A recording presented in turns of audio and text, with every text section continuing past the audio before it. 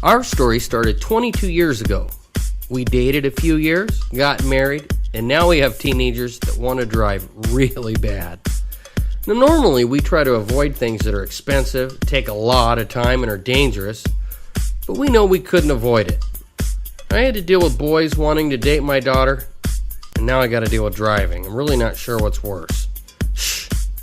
We knew our teens had to learn to drive. We absolutely needed to take this seriously and create a plan. We thought finding a parenting plan would be easy. We were wrong.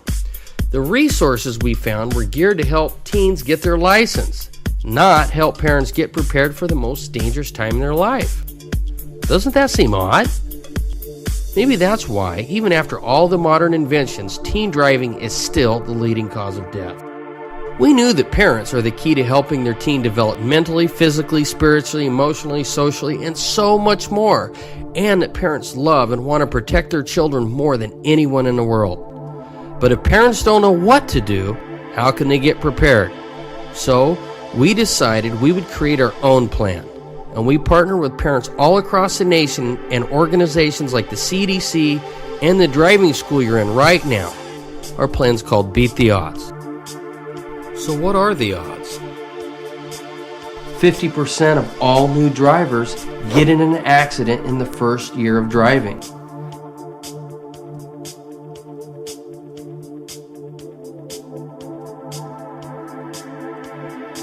89% of all new drivers have an accident during their first 3 years of driving.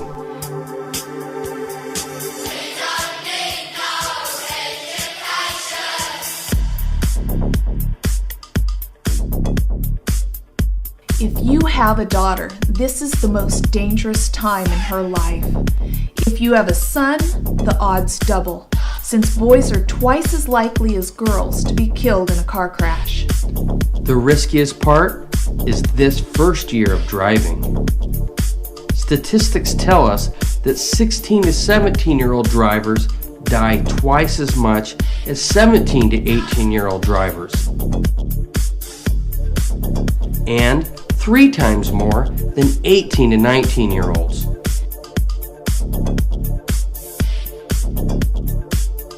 This year alone, thousands of teenagers will die in car crashes, an equivalent of over 50 filled school buses. It's hard to think about all this. And it's easy to think that none of this will happen to your child. These were smart kids who passed their driver's test. Now they're gone, wiped out.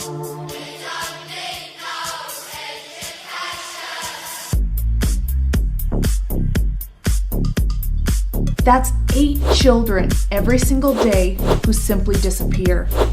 And one sad footnote is that 60% of these teen car deaths were the passengers.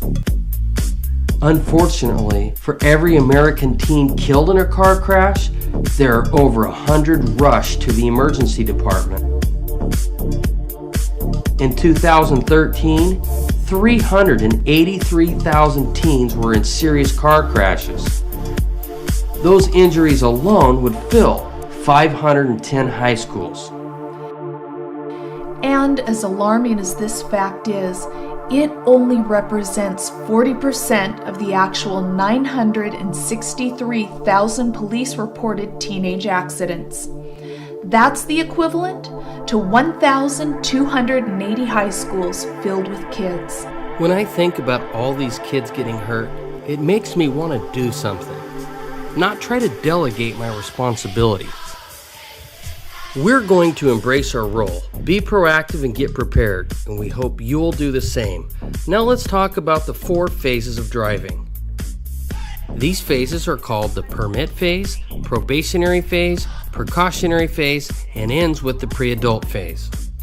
During the permit phase, we have 2 goals. Goal number 1 is to create a driving plan. The plan will take about 2 hours and cost less than our trip to Starbucks. Goal number 2, spend as much quality time as possible. Now, completing your driving plan will prepare you for over 50 scenarios, so you don't have to be reactive. For example, in phase 1, you'll need to decide when it's appropriate for your teen to get their license.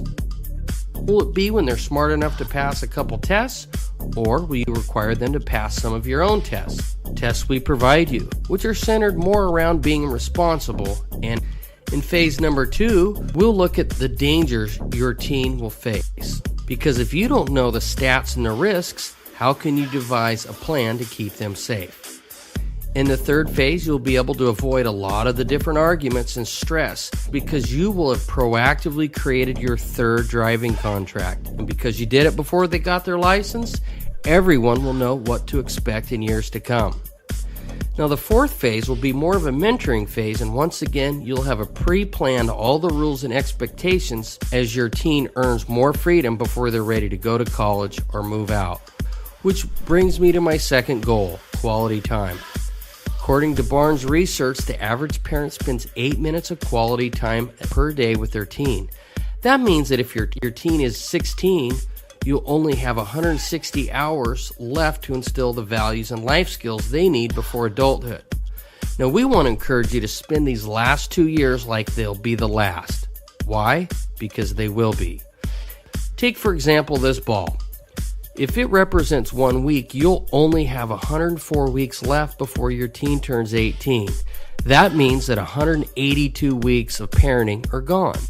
Fortunately, though, your teen wants to drive, and even though they might want to spend all their time with their friends, they also want to spend time with you. Think about it.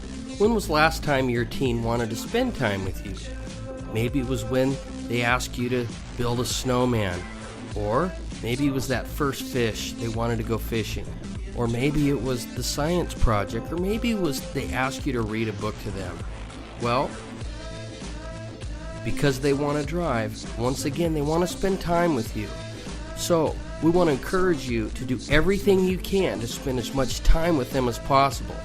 And if you spend quality time with them, here's what'll happen. They'll get more experience. And more experience leads to less accidents. And less accidents means you'll save money, you'll save time, and you'll have a lot less stress in your home. Having a driving plan will help you spend more quality time. It will make this whole experience more enjoyable, and you'll be able to build memories that will last forever. So if you haven't already, download the app and sign up today.